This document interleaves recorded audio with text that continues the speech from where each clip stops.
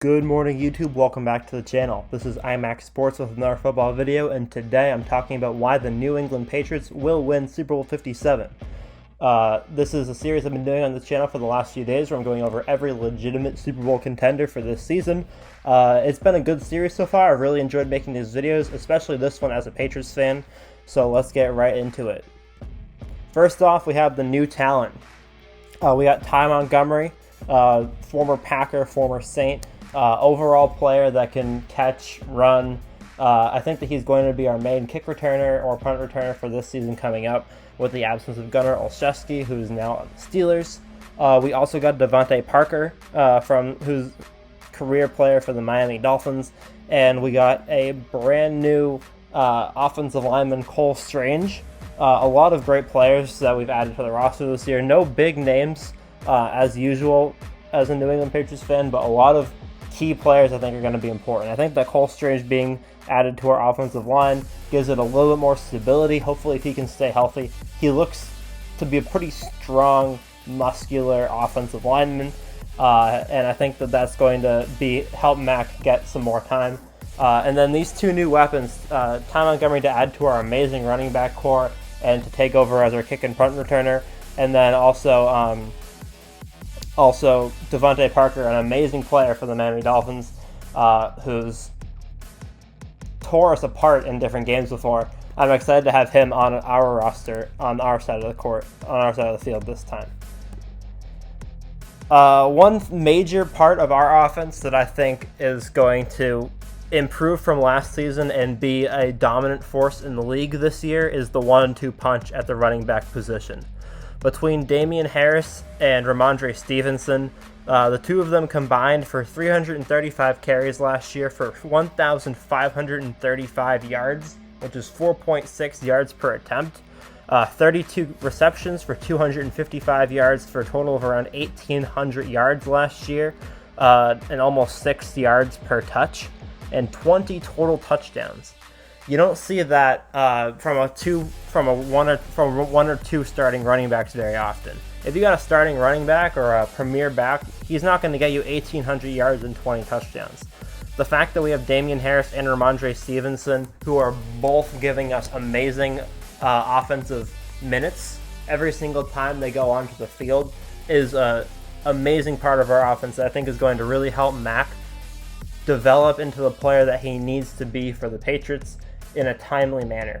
I think that having these two players as our backbone for our offense is going to be crucial, especially because we didn't have Randry, or we didn't have him playing at full capacity for a lot of last season.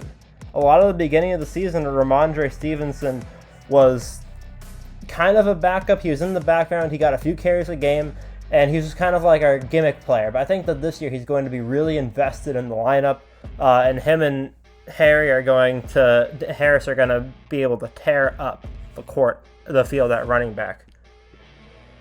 Next is Kendrick Bourne, and I was a little disappointed last year with the number of targets Kendrick Bourne got. He only got 70. I think that Kendrick Bourne should be our premier wide receiver, because if he is, then he would be a star. On his just 70 targets last year, he had 800 yards and 5 touchdowns. He also had 125 rushing yards, giving him almost 1,000 yards on 70 targets. If he had 150 targets last year, which is not a whole lot to ask for, that's probably the average or a little above the average for a starting wide receiver, he would have had 118 catches, 1,715 yards, and 11 touchdowns.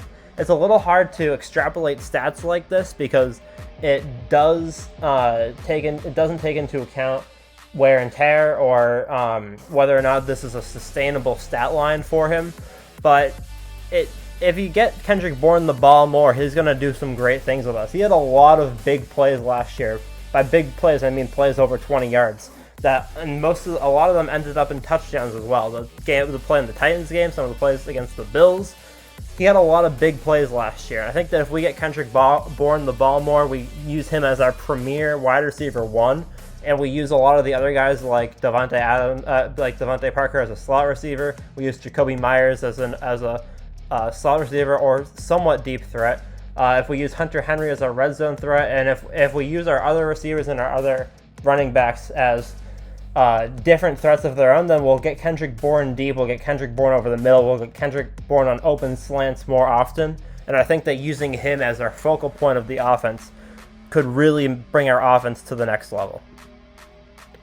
Obviously, we need to talk about Mac Jones and his improvement throughout last season. Since the end of Week 3, the last 14 games of the season, he was 271 of 401 for 3,064 yards, 20 touchdowns, and 10 interceptions, a pass rating of 96.5. His first 3 games weren't terrible, but they definitely weren't great. We started off 1-2, and his stats weren't the best they could have been. But he did finish with a Pro Bowl. He had an NFL 100 team appearance. He's going to be taking more of a leadership role of responsibility this next season, and he learned how to do that last year. And quarterbacks usually improve their sophomore season. For the most part, if they're going to be a good quarterback in the NFL, their sophomore season is going to be one of their breakout years. We saw that last year with Joe Burrow. They made the Super Bowl. We saw that last year with Justin Herbert, who had he had a good rookie season, but he had a phenomenal season last year. Peyton Manning went from 3-13 to 13-3. Tom Brady won the Super Bowl in his second season. Patrick Mahomes was NFL MVP. Lamar Jackson was NFL MVP. That's only naming a few. Literally anyone who has played quarterback and had reasonable success their second year was one of their biggest years of their career. And I think that with Mac Jones, it's going to be another. If he can, I think that this year is going to be a big year for him. I think that he could have well over 4,000 yards and close to 30 touchdowns, potentially higher, if he uses his weapons correctly, if we use him correctly in our offensive plan, and we're able to give in our offensive line with Cole Strange is able to give him enough time in the pocket to think and execute his plan properly. Last but certainly not least is that Bill Belichick defense. We did lose some players like J.C. Jackson last year. We don't have Donta Hightower retired, but in my opinion, he did amazing things for us, but he's old and slow at this point. J.C. Jackson was a big loss, and the fact that Malcolm Butler won't be able to play is a little sad, but we have some of the strongest safeties in the league. Adrian Phillips is an amazing young player. Kyle Duggar is an amazing young player. Our cornerbacks are still strong. I'm still confident in our secondary's ability to do well. And Bill Belichick has rarely ever been out of the top 10 scoring defense or yardage defense ever. He has 4 appearances as the number 1 overall yardage defense, many more appearances as the number 1 overall scoring defense. And I know that we looked really bad in that Bills game last year in the playoffs, but I think that we're definitely going to bounce back from that. That Bill Belichick defense is going to come back stronger than ever, and a lot of those players that we got are going to be able to prove themselves as top-tier players. So yeah, those are some of the biggest reasons why I think the Patriots are going to be legitimate Super Bowl contenders for Super Bowl 57 this year in 2022. Let me know what you guys think about this video, about the series that I've been doing. Any comments for the series or any suggestions for future videos in the series, please let me know. It's been a lot of fun to make, and I'll see you guys on the next one. Peace.